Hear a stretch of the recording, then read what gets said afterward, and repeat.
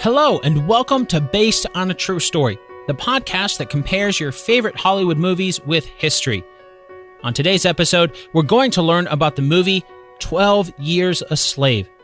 And right now, I need to let you know that we'll be talking about some very serious subject matter, including racism, rape, and slavery. So consider this your parental advisory before listening to this episode. Now, if you haven't seen the movie, 12 Years a Slave was released in 2013, and it tells the story of a man named Salomon Northup, who was kidnapped and sold to slave owners in the southern United States in the mid-1800s. To help us separate fact from fiction, I'm joined by Professor Greg Jackson from Utah Valley University and host of the extremely popular podcast called History That Doesn't Suck. Before we chat with Greg, though, let's set up our game, True Truths and a Lie. If you're new to the show, here is how it works. I'm about to say 3 things.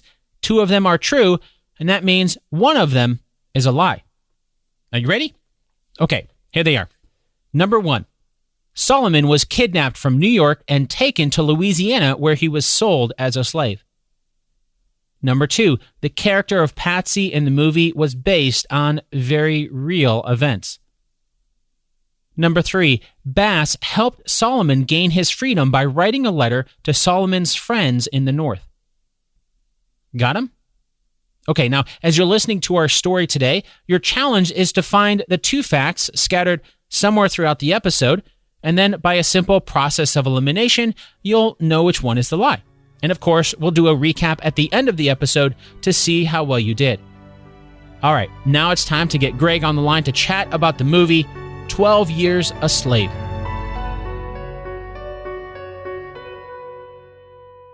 And before diving into some details, even though I never got the sense from the movie that it changed any of the names or places or anything like that, I also know a lot of times movies do that sort of thing. So let's start with the who, when, and where in the movie.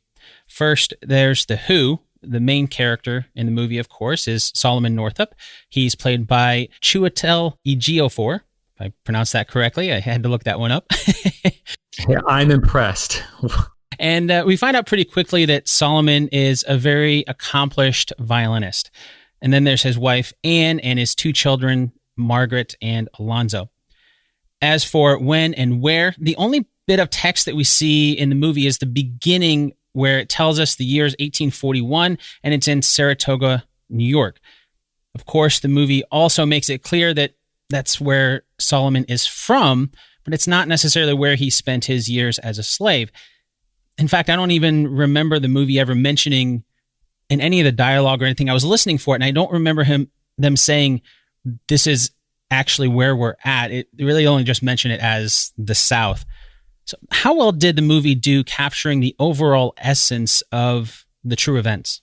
The overall essence, that was quite good. In fact, I'm going to say that's the movie's greatest strength. There are definitely some liberties taken, and that's going to happen. I don't like to be, I don't like to be the historian who just slams a movie. I had one colleague when I was teaching part-time at Westminster College in Salt Lake, who used to say historians are just the worst crowd of people to ever take to the movies, right? Just no ability to enjoy a film. So I kind of always never want to be that guy.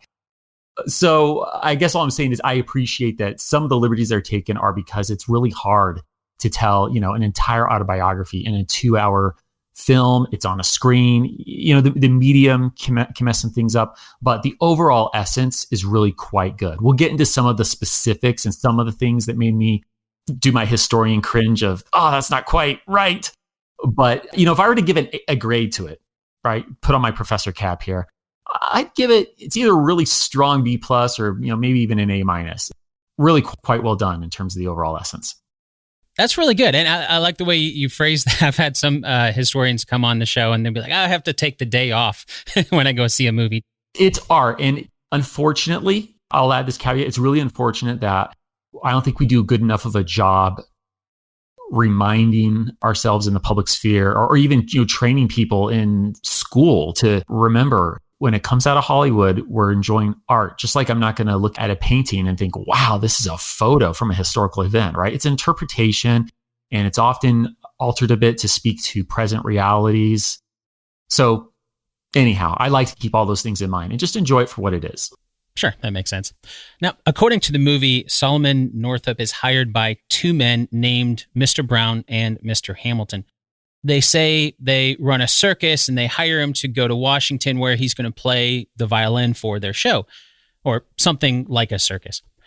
When he gets there, Mr. Brown and Mr. Hamilton treat Solomon to an elegant dinner, plenty of alcohol. Solomon drinks a little bit too much, passes out, and then when he wakes up, he's in chains.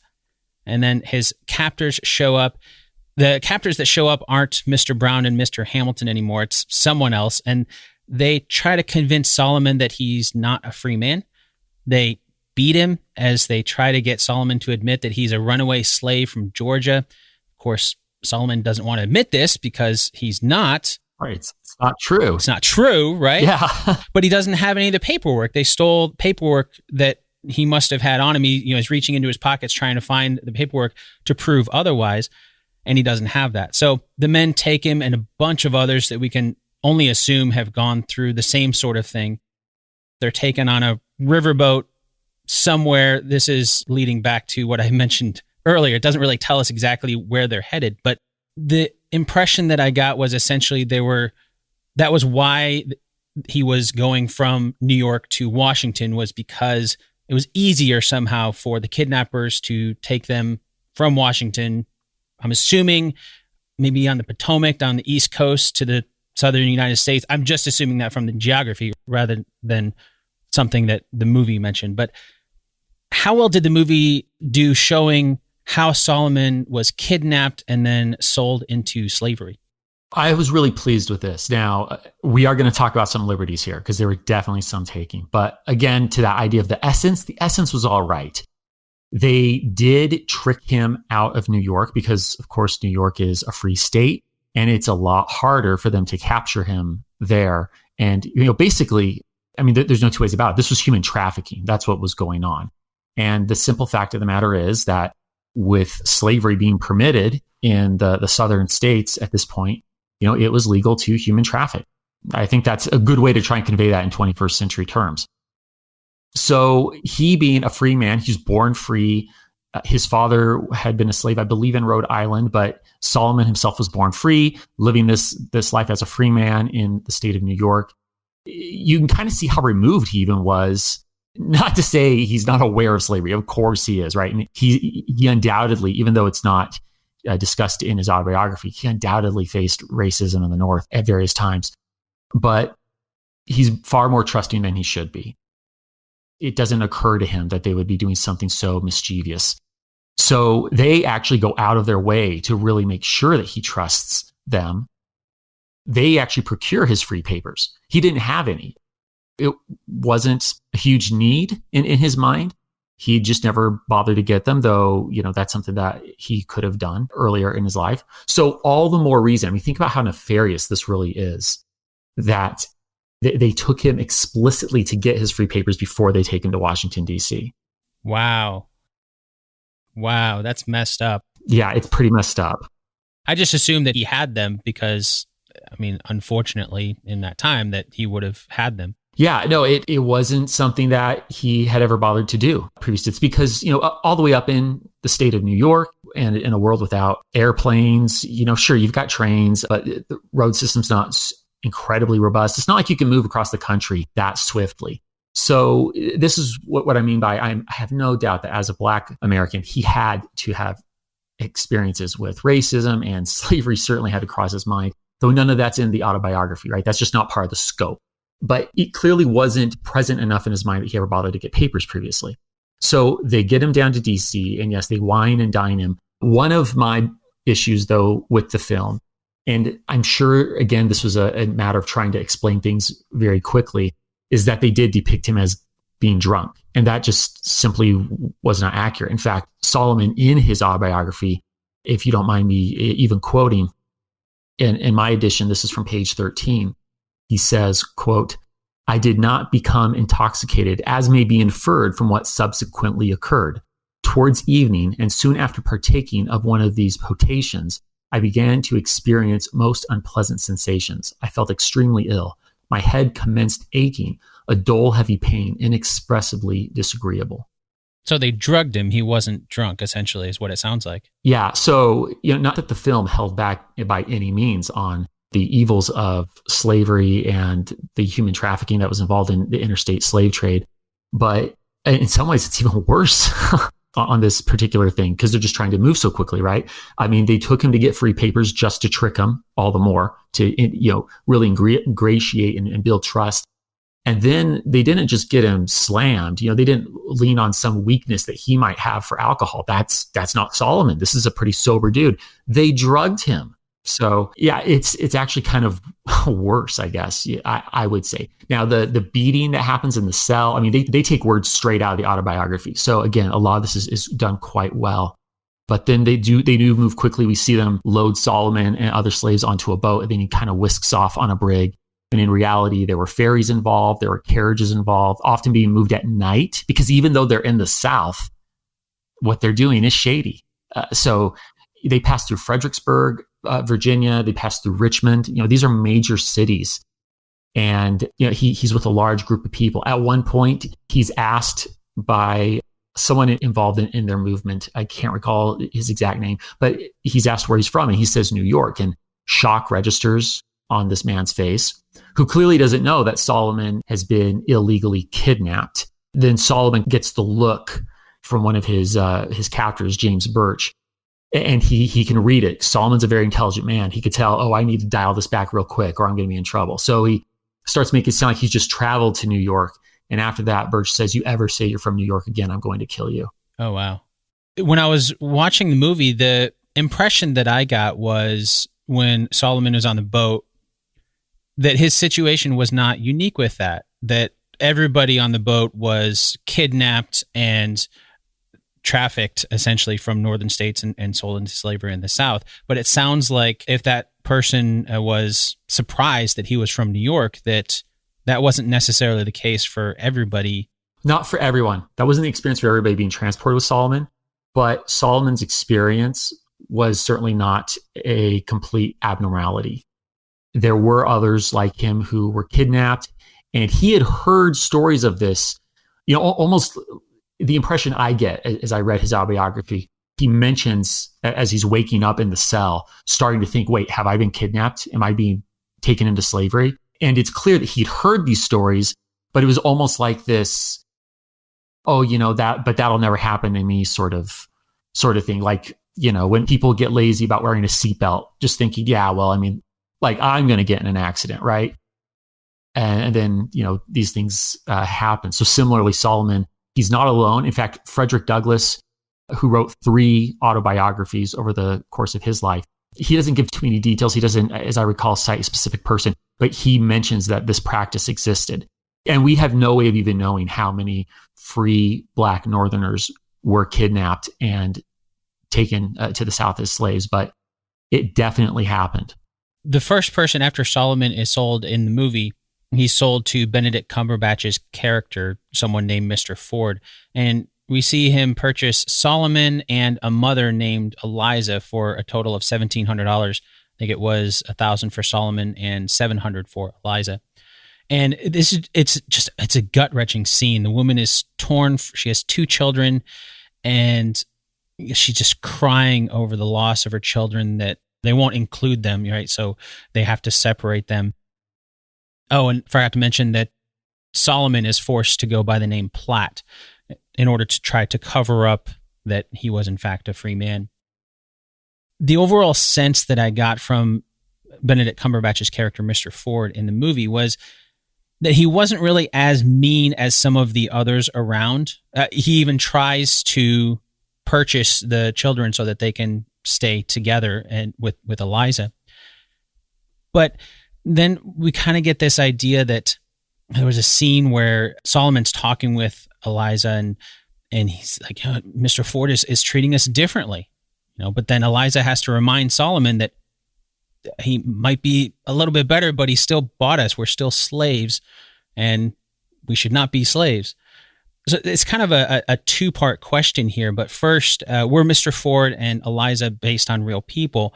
And then was there a time when Salomon started to feel almost appreciative for Mr. Ford before Eliza gave him a reality check? Sure. Let's go ahead and take that question in its two parts. So first off, yes, Mr. Ford and Eliza, these were very real people.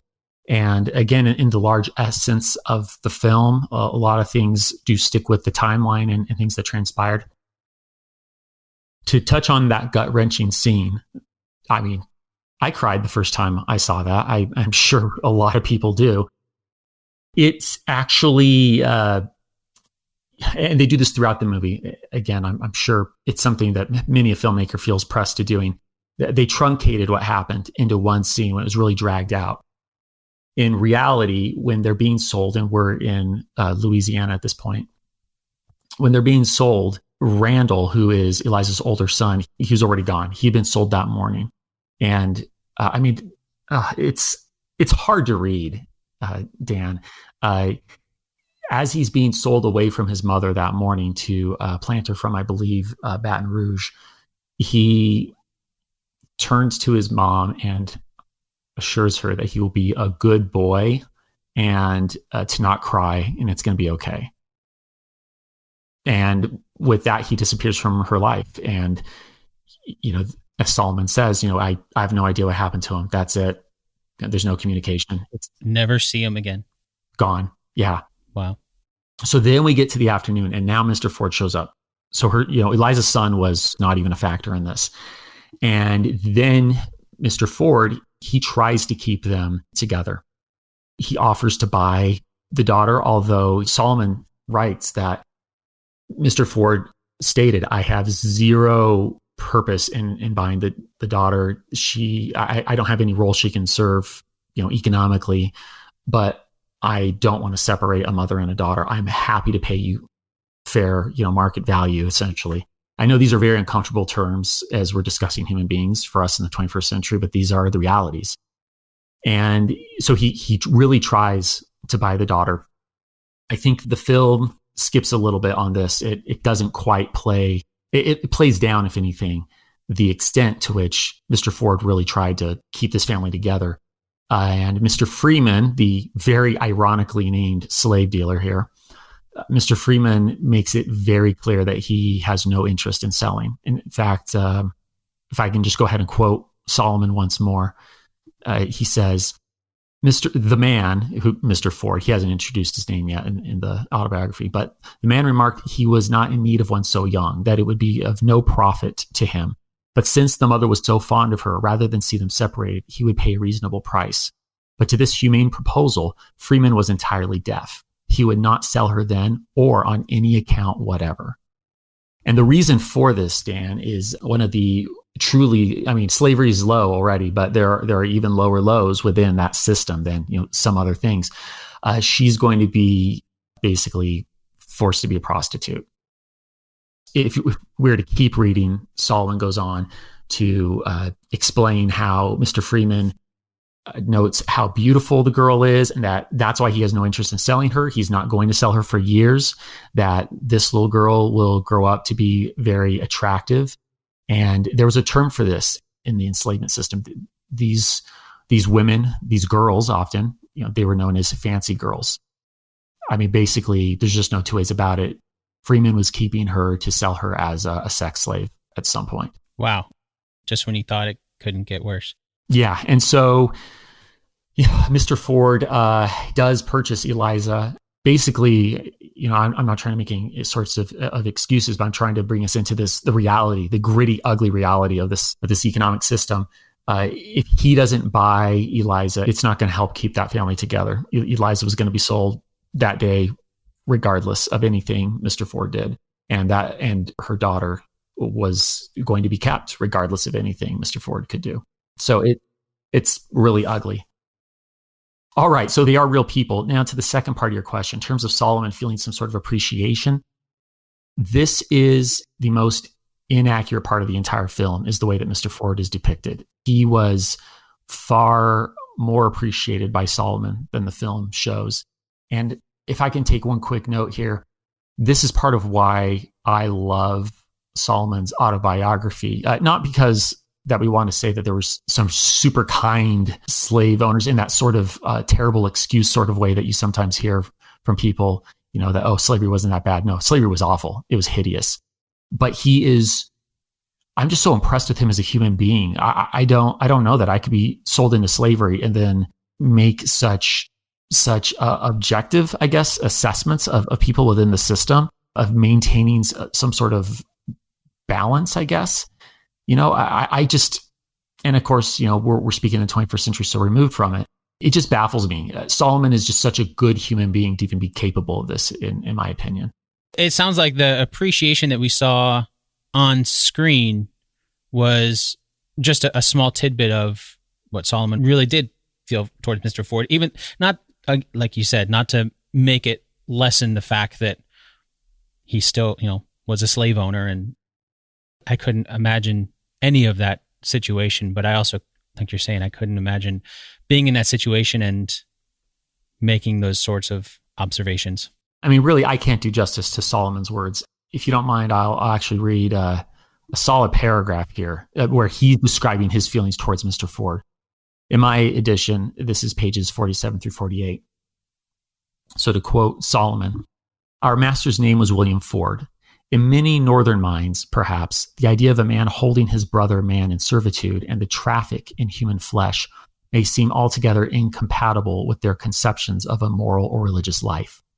From descriptions of such men as Birch and Freeman and others herein mentioned, they are led to despise and execrate the whole class of slaveholders indiscriminately. But I was sometimes his slave and had an opportunity of learning well his character and disposition, and it is but simple justice to him when I say, in my opinion, there never was a more kind, noble, candid, Christian man than William Ford. The influences and associations that had always surrounded him blinded him to the inherent wrong at the bottom of the system of slavery. He never doubted the moral right of one man holding another in subjection.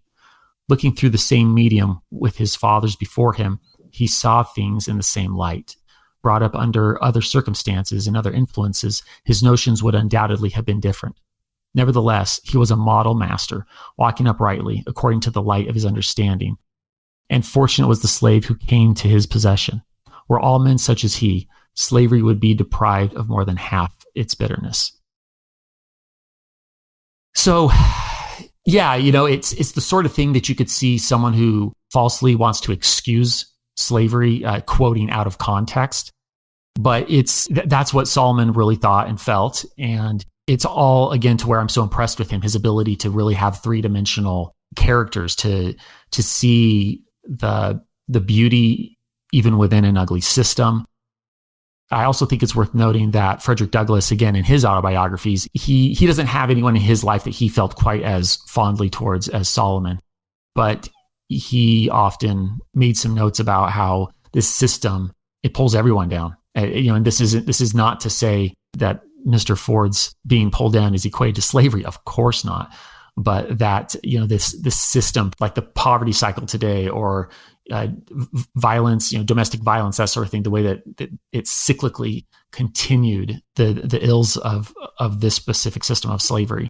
One thing as you were reading that really struck me as interesting based on what you were talking about before is it sounds like Solomon was so not familiar with the intricacies of that system before he was kidnapped, but then just how much this experience, I mean, it's in the title of the movie, 12 years. I mean, he learned so much about that, and the way he was able to put the readers or viewers of the movie telling his story into his own shoes, that's very telling of the type of person that he was.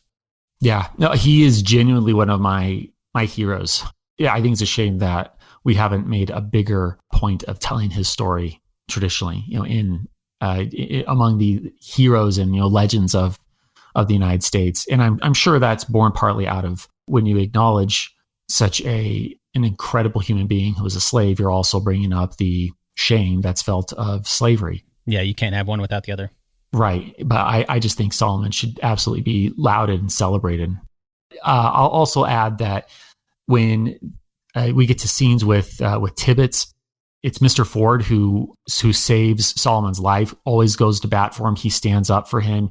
Unlike, say, Frederick Douglass's experience, where the more level-headed masters in his life have no problem saying, well, yeah, it's really too bad that this guy's being really violent towards you, but I'll lose money, so you need to go back to work. Mr. Ford is always ready to stand up for him. He tells Mr. Tibbets that if he does not sell Salomon, get him out of his ownership, which that's kind of glossed over in the movie, but Tibbets has purchased Salomon from Mr. Ford, but on a mortgaging basis. So that's where Mr. Ford still has a vested interest in him and is able to protect him. But Mr. Ford tells Tibbets at one point after some of their fights, you are going to either rent him out or you will sell him. You will somehow get him out of your life, or I will make sure he is out of your life. You're not going to kill this man. You're not going to keep beating on him. This is not acceptable. He also is never told, this happens in the movie, Salomon tells Mr. Ford that he's actually a free man. And the way that Benedict Cumberbatch does he's a phenomenal actor, does a great job with the role. But Mr. Ford kind of slinks back from this, like, oh, I can't hear these things, sort of a, don't make my world morally complicated.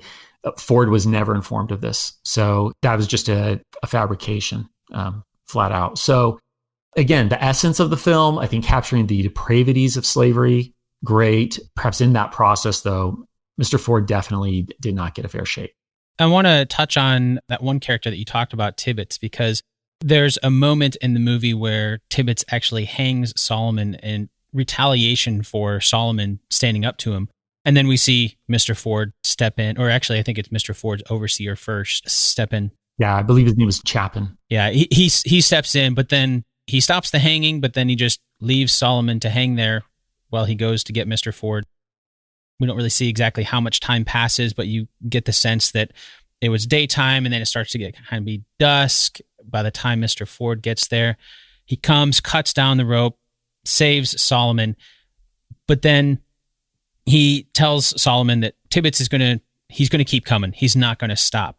So what Mr. Ford ends up doing in the movie is, in an attempt to save Solomon's life, he sells Salomon to another plantation, and that is where we first see Michael Fassbender's character, Edwin Epps. So I have to ask, did Salomon nearly die by hanging? What can I only assume was hours in the movie shows. And then was that the reason why Salomon was sold from Mr. Ford to Mr. Epps? So first off, he is left hanging out. What isn't readily apparent in the book, and so I'm inclined to think that this was probably a little bit of liberty in the depiction. I do not recall him being tiptoed. Don't get me wrong, terrible way to spend a day, right? And he mentions that doesn't even do justice. Salomon is absolutely being tortured in this moment. It's awful. He's left tied up all day long. It is Ford who comes and cuts him down. He doesn't even know himself why he was left in that position. He speculates that the overseer, he says he's not sure why Chapin left him up, which is this guy just lacking in moral courage. That's one of the things that Salomon speculates on. Just a coward, not willing to undo what Tibbets had done. Another thought that Salomon entertains is that perhaps Chapin wanted to ensure that Ford saw just what Tibbets had done to Salomon, though, of course, Salomon makes pretty clear, I really would have rather been cut down than been left in this position for an entire day, suffering.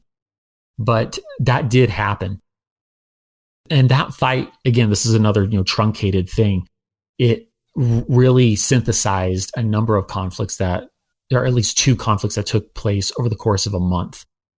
One of which Salomon really just whomps on on Tibbets. He wins the fight. It's you're just cheering for him as you read his autobiography, right? And he doesn't want to do this, but at some point, this human being, right? He's got to defend himself. He can't just let Tibbets literally kill him, which is what he feared would happen. So he finally fought back, choked Tibbets until he passed out. And then Salomon ran for the swamp, fearing for his life, and was greatly relieved when from a distance he saw Tibbets regain consciousness and walk to the house, because at least then he knew he wasn't going to be charged with having killed a white man. So, things kind of die down after that. And then we have another fight. And so these are the things that are going on when Mr. Ford, to get to the second part of your question, when Mr. Ford, continuing to protect Salomon, says to Tibbets, it's clear that you hate him. I'm not going to let you kill this man. I'm not going to let you harm this man. You have got to divest yourself of your economic stake, where he, like we do with houses today, he had a mortgage on Salomon. So yes, he gets sold because Tibbets is going to kill him if he doesn't sell him. The inaccurate thing, perhaps, as I recall in the film, I don't think it really got into the nitty gritty of this shared interest where Tibbets is the owner, buying just like someone with a house, to return to my mortgage example, right? Like it's your house, you call it your house, but really the bank owns it. And if you fail to make payments, the house will get repossessed, right? So that's the financial relationship here. So Tibbets, per the instructions of Mr. Ford, sells off Salomon to Epps. And since Epps, as I recall at least, did not need to have a mortgage, the purchase is full and complete. And at this point, Mr. Ford is no longer in the picture. Okay, so just to feed that back and make sure I understand that example there, was Mr. Tibbets the bank in that example, or was he the... Mr. Ford would have been the bank in that example. Okay, so he would have essentially held the mortgage that then Tibbets would be paying on. Yeah. So Tibbets would be like the middle-class person looking to buy a house. And I think that's a pretty fair comparison. Most slave owners only owned a very few slaves. When you picture this, to go super stereotypical, right? Like this Gone with the Wind, massive plantations sort of thing. That's a very small minority of the population in the South. Under this economic system, we have a terrible spread of wealth. It's highly concentrated in a very small upper class. And, then you get to planters who own, the vast majority of slave owners have less than 20 slaves. And then, of course, you get to poor whites who own no slaves. By the time we get to the Civil War, as things continue to spread in terms of the inequality continuing to spread, you have a very small minority of really massive plantations compared to those who own just a handful. So Tibbets would be more like an up-and-coming type who's trying to acquire slaves, who's trying to build up a big plantation. Okay, that's a good explanation, because I don't feel the movie really explained that side of it very much. It whisked over a lot of that. These two people are fighting against each other, and then all of a sudden, Mr. Ford's out of the picture. Which, to be fair, it's a Hollywood film, and they're trying to entertain people as much as tell a story, right? Most people aren't interested in them taking a 40-minute aside to explain the intricacies of the Southern economy for the Civil War. So, I'd have loved it, but yeah. Well, that goes back to the historian side. Exactly.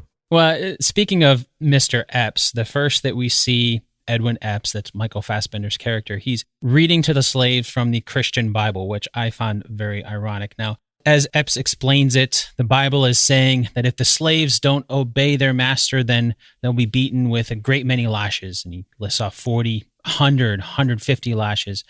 The movie doesn't really say what scripture it is, but I jotted it down and looked it up. It's Luke chapter 12, verse 47.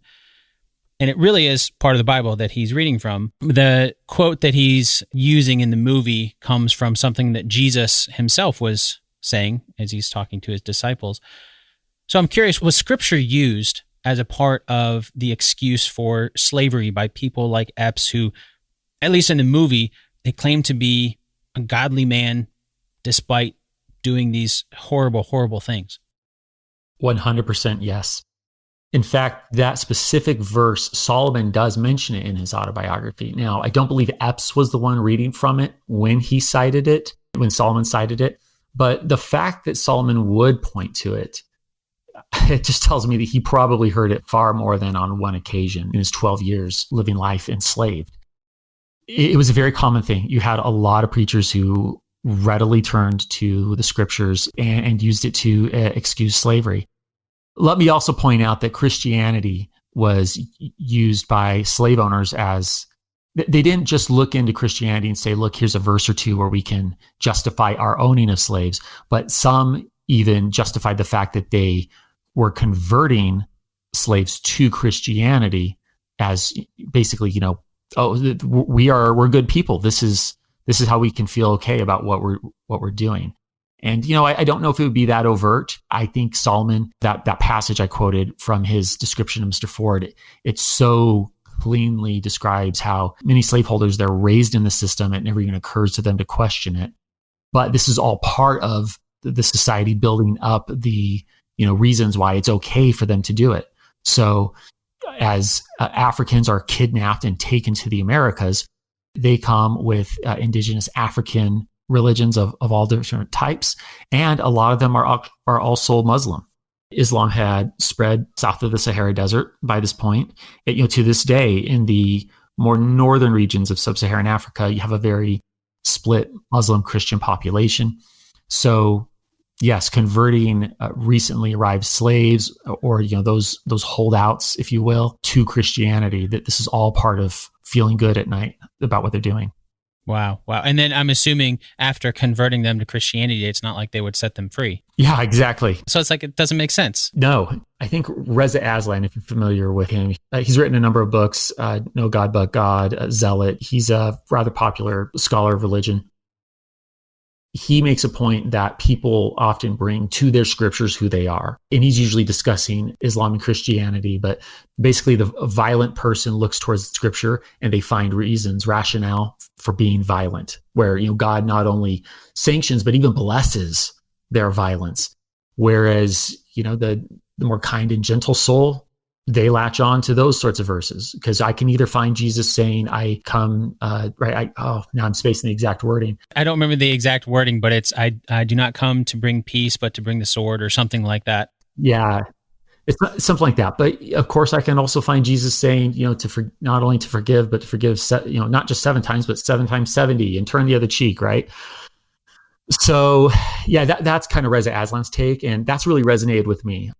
I think it's interesting to see that you had those who are happy to use the Bible to excuse slavery, while at the same time, you've also got abolitionist preachers who are, saying that this is absolutely abhorrent in the eyes of God. Yeah, and using the scriptures as their rationale for that as well. Exactly. Now, one thing I'm curious about, anytime that I watch a movie and there's numbers or stats, it's low-hanging fruit for me to try to do a fact check on that. And so when Salomon goes to Mr. Epps's plantation, we get an indication of how much cotton they're supposed to pick. And we find out this from some of the lines in the movie. Patsy is somewhere around 500 pounds of cotton, which cotton is not very heavy. No, it's not. 500 pounds. I can't even imagine that. Salomon picked 160 pounds, and this is in a single day. And then there's a white man there named Armsby, and he only picked 64 pounds. But then Epps says that 200 pounds is a normal day's work. And then in another show of racism there, he tells Armsby that, you only picked 64, do better tomorrow. And then he takes Salomon out, who did 160 pounds, and he whips him because he didn't hit that 200-pound quota. So I don't know. It's hard for me to fathom even how much space 500 pounds or 160 pounds worth of cotton would take. But are those numbers real? They are. 200 pounds of cotton per day was pretty much the expectation. This is, again, where I think the essence of the film is quite fantastic. They're filling in a lot of blanks here. Perfectly fair for a movie to do, because Salomon, he can only speak to his experience, and he's not like he's detailing every single day. Let's also bear in mind he's trying to recall things that happened years after the fact. It's not like he kept a journal as these events rolled out. So I'm trying to recall, this is part of what happens when you watch the movie and you've read the sources, and sometimes it gets difficult to say for certain. I can't recall off the top of my head that exact scenario played out with the white hired help, but that's absolutely something that would have happened.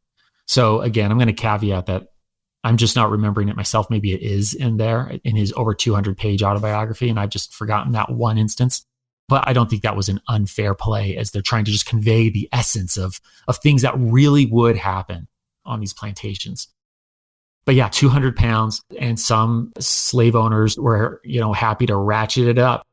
If somebody did 220 one day, well, now that's their new standard, and beat them if they don't continue to meet it. Oh, wow. Yeah, it's awful. You were talking earlier about how it was rare to have those huge plantations, like, again, going back to Gone with the Wind, in that example.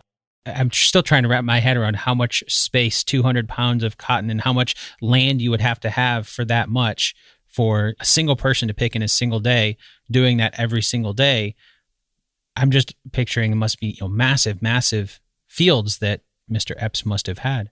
Oh, sure. I mean, I don't know the acreage of his plantation off the top of my head, but they're huge. And, to make sure that we're being perfectly accurate, when I say that it's rare to have these massive Gone with the Wind style, that type of wealth, I mean, I think in our 21st century world where we live in either high density housing, maybe, right? Like we live in a condo, a townhome. Maybe we live in the suburbs, and so we enjoy an entire, quarter acre of land, to live on. This is a different standard. So when we talk about a small plantation, we're still talking acres and acres of land, which is just, it's small compared to these massive plantations.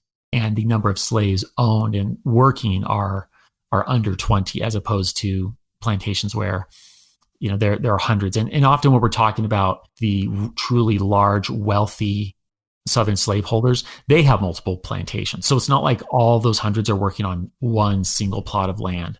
They may have one piece of property, in this bayou, and then 60 miles away, they've got a piece of property that's also growing cotton, or it could be an entirely different crop. So picturing this big, uniform, rectangular plantation with perfect rows, that won't be quite realistic. That makes a little more sense there. Now, I want to talk about the character that I just mentioned previously, Patsy. Her part of the story in the movie, the whole movie's gut-wrenching, and I can't count the amount of times that I cried throughout it. Right.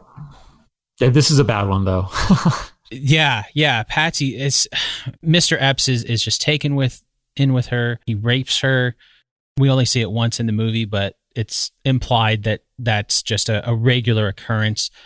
And then on the other side, Mrs. Epps, Mr. Epps's wife, clearly knows something's going on, and we don't really know if she knows the extent of it, but she takes all of this out on Patsy. So Patsy is getting it from both sides, both from Mr. Epps and Mrs. Epps, even so much so that Mrs. Epps won't give Patsy soap to clean herself with.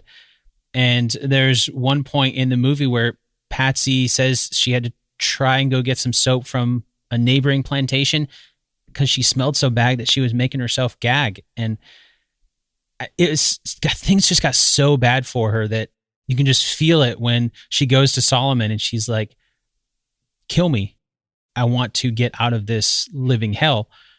And he denies the request, saying that he just can't do it. I'm hoping there's not truth to her story, but unfortunately, I have a feeling there is some truth to that. Unfortunately, there's a lot of truth to her story. This is one of the more accurate depictions in the film, where we're not just talking essence, but, really pretty well done. I already mentioned the existence of quote unquote fancy girls earlier.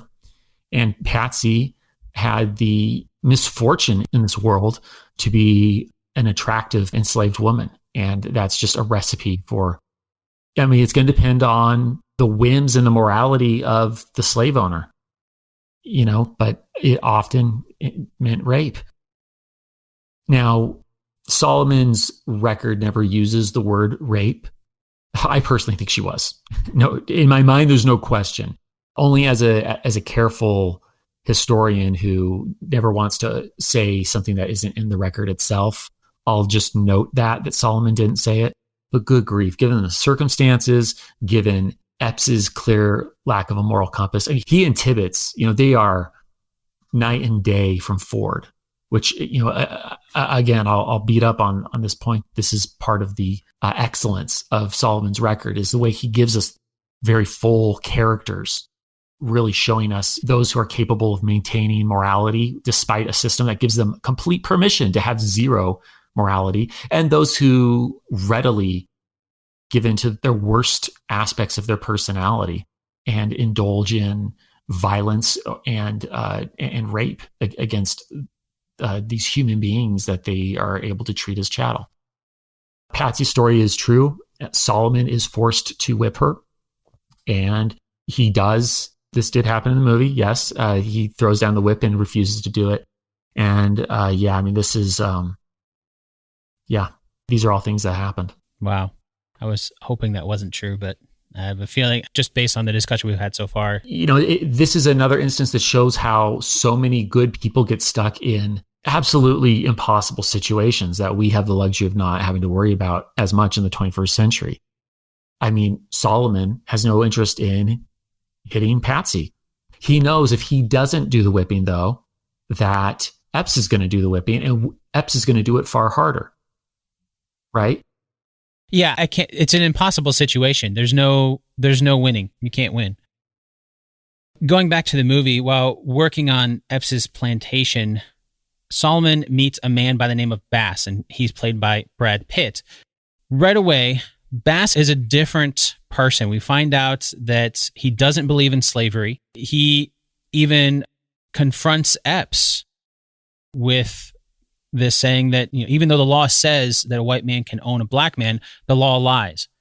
And he tells Epps that in the eyes of God, there's no difference, kind of what we alluded to before, where it sounds like he's using scripture as a reason for why this is an evil thing. They're both human, and there's going to come a time when the law will change. That's the way that Bass kind of phrases that to Epps. Of course, in the movie, it doesn't change Epps's mind.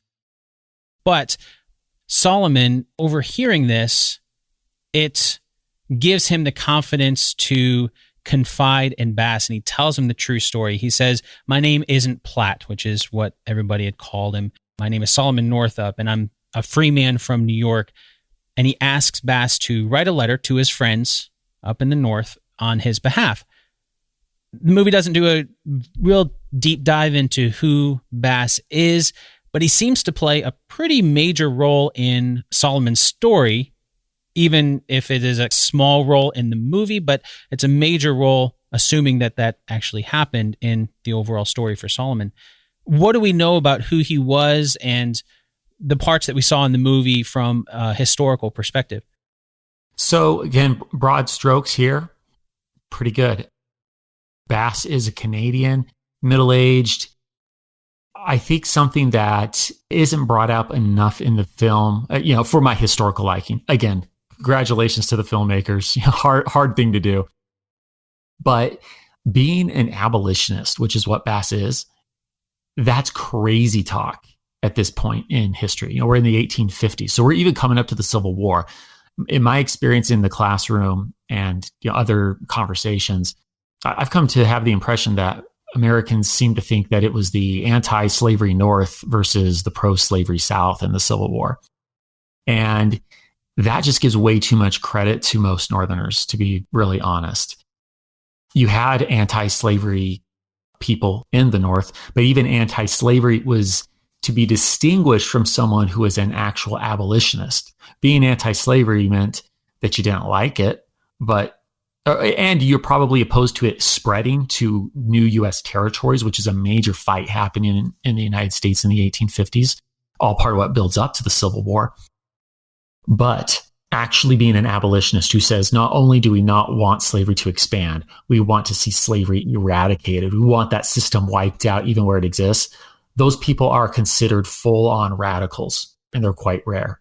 So Bass is a truly fascinating character. And once again, the type of person who, these people exist in real life. We often use these large blanket, descriptions of, say, Democrats, Republicans, or, people in the South, people in the... we often lose sight that there are people who disagree with the majority opinion within each of these sorts of religious, political, country, camps, whatever it might be. So the idea that you get this Canadian abolitionist working in the South, it's, only real life can be stranger than fiction like this. He's absolutely out of place. And yet here we are. So it takes weeks though, weeks of him working on Epps's land and talking with Epps in a way that only a white man can, right? He talks to Epps as his equal. He's this skilled worker who's been brought here to work, and he's able to do this with Solomon. Solomon's a great carpenter. And as they work together, Solomon has overheard Bass's diatribes against slavery. He slowly thinks, you know what? I'm ready to do this. I'm going to risk my life and tell him the truth. And he eases into it even by saying that I've actually been to Canada. And Bass kind of goes, oh yeah, sure you have. But then Solomon starts describing places in Canada and New York. And, again, this is the 19th century, right? There's no Google Maps. You can't know these sorts of things about these regions without having been there. And that's when Bass kind of pauses and goes, whoa, hold up. This is serious. You're not kidding. And so then, he tells him the whole deal. And Bass puts himself at great risk in helping. He gets a letter off. They continue to work together for weeks. They don't know whether or not the letter gets there, right? This isn't an email that says sent. It's not a text message. There's no tracking number on the letter that... Yep. So they don't even know, is it going to get there? When it gets there? It's been over a decade. Does Solomon even know? Sure, there's got to be some people in the town that still know him, but what if the flu has come through and killed, the very people to whom he's writing, that sort of a thing. So it does get there. And then, the scene that we see in the movie, I think is really quite well done. Solomon's friend, no relation, at least that I recall, but coincidentally, same last name. This is Henry Northup. He shows up with his lawyer.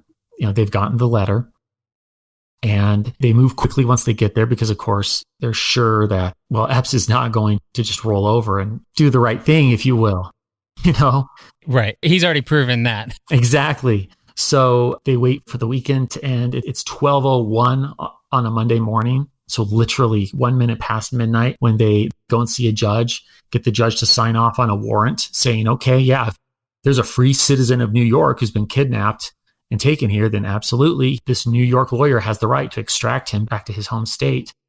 So they get that squared away. They head over to the plantation where Solomon's working. And then that scene that you see where the sheriff gets out, asks where Platt is, because of course that's the name he's known by, right? And he points to Henry Northup and asks Solomon, do you know this guy? And it does actually take a minute longer to play out than you'd expect at first blush, but let's remember they haven't seen each other in over a decade. And here's Solomon's dream suddenly coming true out of the blue. He doesn't get a text, hey, I'm on my way. There's no ETA sent by Google Maps, Henry en route. So he stares out and kind of blinks for a minute. And then finally he says, Henry B. Northup, thank God, thank God. And then the sheriff asks a few more questions, to really kind of ensure the identity. Because of course, human beings enslaved are very expensive. So he's got to ensure that this is really the case. And it's only just a few more questions. And finally, it's sorted out. And so then Epps is told of what's just happened. And Solomon is finally restored to freedom. And they then head up to Washington, D.C., where they try to prosecute the scoundrels involved in this whole nightmare. And from there, they head back to New York. I'm curious because in the movie, I think it was Armsby, the other person that was the white man who only picked 64 pounds of cotton or something. Solomon initially tried to get his help to write a letter. And so that was one of the reasons why, at least according to the movie, he was so hesitant to go to Bass later on, because when he went to Armsby then talked to Mr. Epps and brought it to his attention. Do we know if he had explained his story to anybody before Bass, or was he the first one?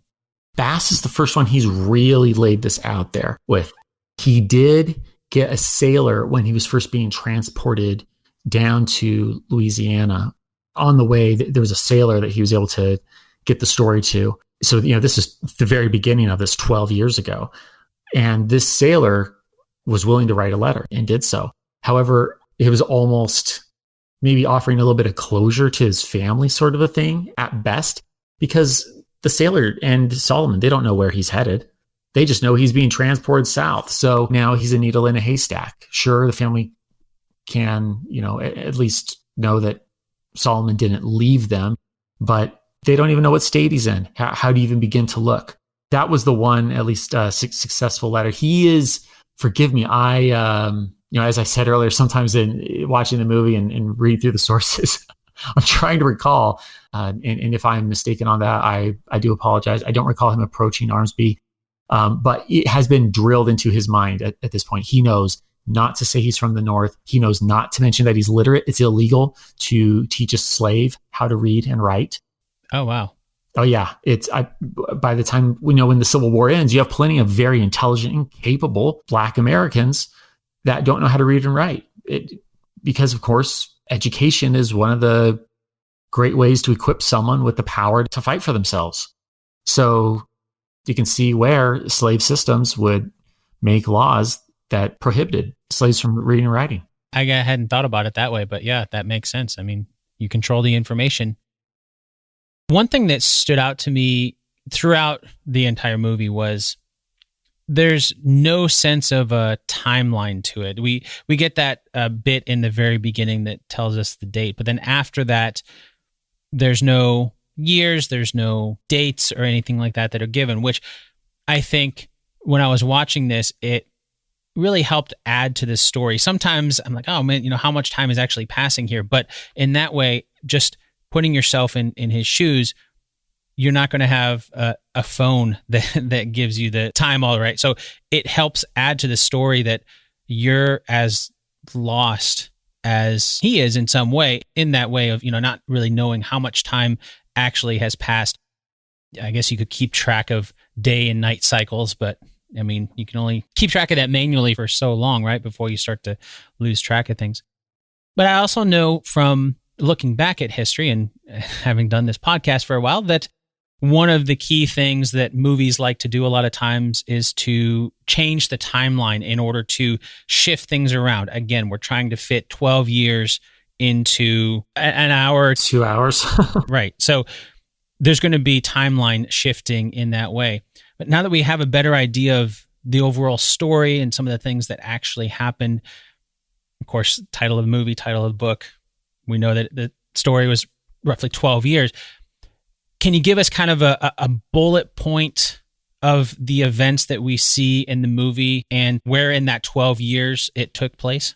Yeah, I mean, it's pretty sketch because he doesn't know often, but the broad strokes here is April 1841 when he gets to Washington, D.C.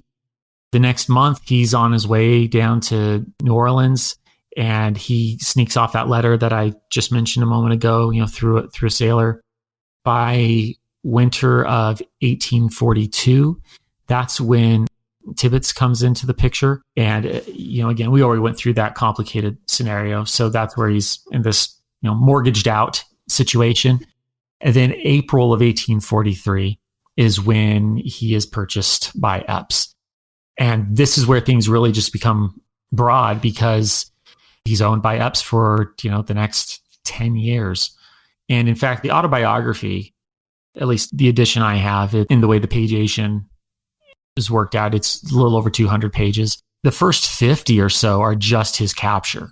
It's where he's got a lot of the details and there's a lot of things happening. I think we fall into a little bit of, not to downplay the severity and the suffering of slavery. But by the time we're to Epps, he's into the monotony of it as well. So there's just less details, I guess you could say. Days run together. You just lose track of time. Yes, precisely. So you don't have these big markers in your mind, these shifts where, whoa, I'm being sent to an entirely different, plantation. I'm doing a very different job. Not that his jobs didn't change, as, is even shown in the movie where he's, moving things down rivers at one point. And, sometimes he's a carpenter, sometimes he's in the field. But yeah, that's where we have Epps. And then, of course, January of 1853 is when he regains his freedom. Now, at the very end of the movie, as is very often the case, there's some text on the screen that explains what happens to Solomon after being kidnapped and sold into slavery. And according to the movie, Solomon brought the men responsible for his kidnap to trial. I already mentioned that a little bit briefly. But it also says that he was unable to testify because testifying against whites in Washington, D.C. was illegal. And so neither Mr. Hamilton or Mr. Brown were prosecuted. Basically, they just got away with their crimes. Absolutely did.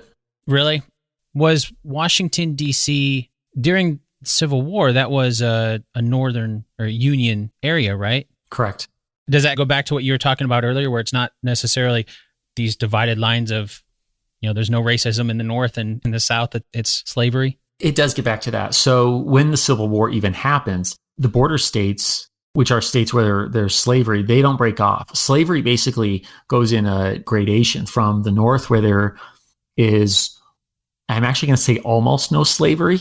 The northern states, something that's often forgotten by people, did in fact permit slavery before the American Revolution. And shortly after, they're largely non-slave based economies. They just didn't have the right climate for it. It made no sense. You can't have a massive plantation in New England. So the idea of owning a bunch of slaves and getting really rich off of it just didn't fly.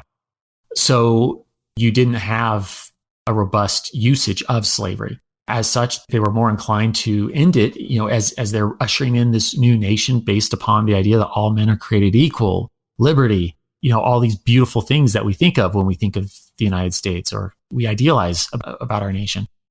The North was ready to end slavery, so they did gradual emancipation. What they said in most states, and this was done on a state-by-state basis, they usually said, okay, anyone born into slavery after X year, 1800, 1805, etc., will only be enslaved until they turn 25 or 23 or whatever. And then they're free, and any children they have are born free.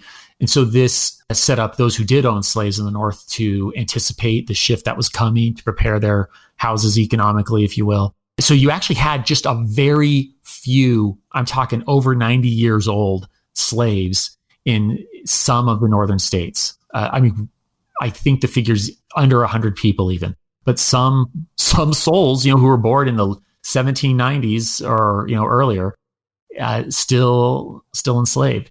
And then you get into the borders. We start to get into states that have the type of climate where slavery can make some money, and they rely less on slavery, and they tended to be more inclined to stick with the Union. Virginia was on the border with this in a very literal sense.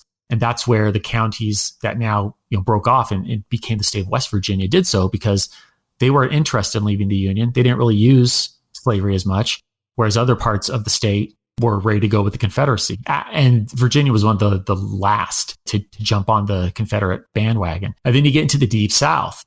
So sorry if that's more explanation than you wanted there, but what I'm trying to situate is that Washington, D.C., had slavery, had a robust slave auctions, and many, like Abraham Lincoln, when he was a congressman representing Illinois, he even tried to pass a bill that would have ended slavery in D.C. Didn't happen. Couldn't make it happen. Didn't happen until he became president, in fact.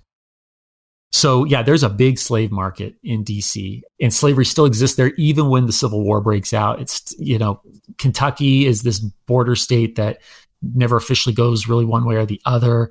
And that's part of the awkwardness that Abraham Lincoln has during the Civil War. When he gets to the Emancipation Proclamation, he's trying to keep his border states from joining the CSA, which is what's going to happen if he comes down too harshly on slavery. He's trying to keep the Democrats happy, who don't want to end slavery. They just want to preserve the Union. But then he's also got abolitionists who are saying, okay, we're already going to war over, sure, we could say states' rights, but really slavery is the state right that we're fighting over here. Let's end slavery. And all those tensions are boiling at the same time.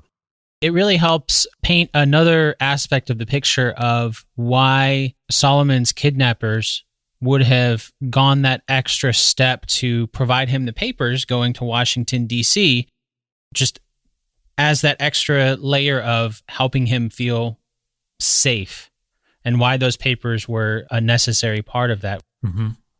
There's a little bit more about Solomon there at the very end, talking about after he wrote his book, which published in 1853 to tell his story, then it says that he lectured on slavery and even helped free some slaves in the Underground Railroad. And then we find out at the very end that the date, location, and circumstances of Solomon's death are unknown. Is that true? Yeah, he just kind of disappears from history. We look at him now and think, wow, what an amazing American. What a hero, as I said earlier in this very interview, right? I mean, I will never forget the first time I read 12 Years a Slave. I was moved to tears multiple times.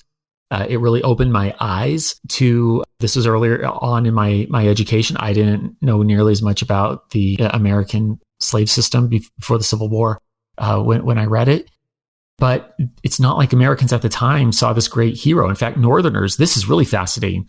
At the end of his autobiography, he actually says, some people in the North, they don't believe my story. They think this is insane. There's no way that Americans are this cruel to their fellow Americans who are enslaved, which not that they would think of it that way, right? More likely they would just think of it as their slaves, as a lesser class. So Northerners can't even wrap their heads often, even those who aren't abolitionists. Right? They might not even be anti-slavery. Maybe they just don't care one way or the other. But part of why they don't care is they just cannot fathom that the cruelties described in his autobiography are real, and people do this. These are contemporaries. They don't believe him. And Salomon even says, if anything, I might have downplayed some of the cruelty that exists within the slave system, partly because I realize people can't quite wrap their heads around it. So he's not the hero that we see him as today at the time, and he is able to just disappear from the pages of history. In a weird way, this is no knock on Uncle Tom's Cabin, but Harriet Beecher Stowe, her book comes out, I believe, just after. It's about the same time as Solomon's book, and is popular and well read as Solomon's book is, his actual autobiography. Her book, which is kind of a fiction. I mean, it's a composite. It's a fictional story, but it's based on the experiences of a number of slaves, stitched together into one succinct, flowing narrative. But Harriet's book eclipses Solomon's. So he kind of drops out of the picture. That's part of how he ended up getting buried, and partly thanks to the film. We've certainly talked about some of the weaknesses of the film. And again, I'll say Mr. Ford is the one who drew the short straw, but God bless the filmmakers for getting Solomon's story in front of Americans to even think through these things and grappling with the challenges of bringing it to the screen. Yeah. Well, thank you so much for your time to chat about 12 Years a Slave. My pleasure. That leads right into your podcast, where I know you told Solomon's story. And I love, when I was listening to your podcast, I love that it's a very different historical podcast. It's not just historical facts, but you do a great job of telling the stories of history. Can you share a little bit of information about your podcast and where someone listening can subscribe? Absolutely. So History That Doesn't Suck. And of course, it's all the usual places that you'll find a podcast, iTunes, Spotify, and all that jazz. Website is historythatdoesn'tsuck.com. We're on Instagram, Twitter, Facebook, the works. Basically, I feel strongly that as great as we are doing today as professional historians at telling accurate history, I think we have sometimes let the stories actually slip out, and we forget that that's what draws people in. That we are a species that love story. So while I keep the rigor, the research is, it's like I'm writing a research paper, but I make sure that I wrap all the things that, you might not find as fun to memorize, like tax policy, during the Revolution. I wrap it up with the personal narrative, like Patrick Henry in that situation, getting himself into hot water over the Stamp Act. So you can get invested in Patrick and, you accidentally pick up the facts on what the Stamp Act did at the same time. You accidentally learn about taxes. Yeah. Exactly. So thank you. It's been fun to do. It's been great to see it growing. And this is my passion, making history fun, accessible, but keeping it rigorous all at once. At least that's what I aim for. Thanks again so much for your time. My pleasure. This episode of Based on a True Story was produced by me, Dan Lefebvre. I'd like to thank Greg Jackson for his time and expertise in helping us separate fact from fiction in the movie 12 Years a Slave. If you want to learn more incredible stories from history, including a deeper dive into Solomon Northup's story, go subscribe to Greg's podcast called History That Doesn't Suck. And of course, if you're driving or unable to head there right now, I'll make sure to add a link to Greg's podcast in the show notes for this episode, as well as on the show's home on the web, basedonatruestorypodcast.com. Okay, now it's time for the answer to our 2 truths and a lie game from the beginning of the episode. And as a refresher, here are the 2 truths and 1 lie. Number 1. Solomon was kidnapped from New York and taken to Louisiana, where he was sold as a slave. Number 2. The character of Patsy in the movie was based on very real events. Number 3. Bass helped Solomon gain his freedom by writing a letter to Solomon's friends in the North. Did you find out which one is a lie? Let's start with number 3. Bass helped Solomon gain his freedom by writing a letter to Solomon's friends in the North. That is true. As Greg explained, the character of Bass in the movie was based on a real person from Canada who was a strong abolitionist. When he found out Solomon was describing places in Canada and New York that only someone who had visited those places could know about, Bass started to believe Solomon's story. And on the other side, Solomon started to believe that he could trust Bass because he overheard Bass talking to Mr. Epps so much about how wrong slavery was. Bass then helped Solomon write a letter to his friends back in the North to see if they could help, and that was the beginning of the end of Solomon's horrible years as a slave. That brings us to number 1. Solomon was kidnapped from New York and taken to Louisiana, where he was sold as a slave. That's the lie. Even though Solomon was from New York, he traveled to Washington, D.C. with the 2 men who orchestrated his kidnapping. So it was from D.C. that Solomon was kidnapped and sold to slave owners in Louisiana. That means number 2 is also true. The character of Patsy in the movie was based on very real events. Unfortunately, the horrific story that we saw on screen with Patsy, that happened. And it was a painful reminder of just how terrible the situations were that Solomon and all those sold into slavery faced. That just about wraps up our time today. But before we go, the last thing I like to do on each episode is to share how much time and effort went into creating this episode. I know that is not something that most podcasts do, and that's exactly why I'm sharing this information. If there's one thing that is surprising to most people who are new to podcasting, beginning podcasters, or even if you've never created a podcast before, when I tell somebody how much time and effort it takes to create a single episode, that is really what surprises them the most. So I figure maybe if you find out more about how much time, money, and effort it takes to create a podcast like this one, then maybe you'll start to appreciate all of the podcasts that you listen to for free just a little bit more. With that said, today's episode took a total of 29 hours to create and cost $34.28 in out-of-pocket expenses. And as I always do, I want to make it clear that time and cost is only my time for this one episode.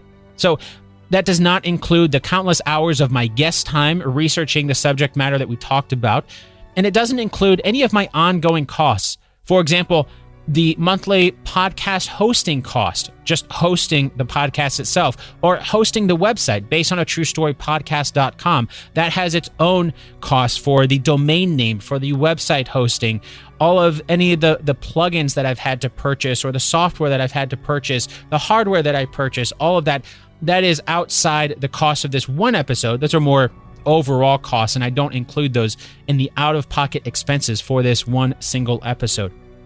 If you enjoyed today's episode, I really hope that you'll consider helping to support the next episode over at basedonatruestorypodcast.com/support. And as a bonus, as a way of saying thank you for your support, you will get access to hours of exclusive content on the producer's feed. We've got over 40 minisodes that look at the way completely fictional movies use history as a way of making their stories seem more realistic. One of the examples that I like to use is the Pirates of the Caribbean, and how there really were pirates, of course, and talk about how those movies, some of those movies use real things in history, like the pirate code. That's something that we see in the movie, and that was actually a real thing for some of the pirates back then. And we talk about that on some of those mini-sodes. There's hours and hours of content available immediately and all exclusive to you as a way of saying thank you for helping to keep the lights on here at Based on a True Story. And that time and effort that it takes to create this episode, well, that has to come from somewhere. And like you, I have bills and have to keep the lights on here to keep the show going. Once again, you can find out how to support the show over at basedonatruestorypodcast.com/support. In the meantime, if you'd like to add to the story, hop on to the Based on a True Story Facebook group, or you can reach out to me directly on Twitter, where I'm at Dan Lefebvre. That's DanLefeb. And if social media isn't your thing, you can shoot me a good old-fashioned email at dan@basedonatruestorypodcast.com. Until next time, thanks so much for listening, and I'll chat with you again really soon.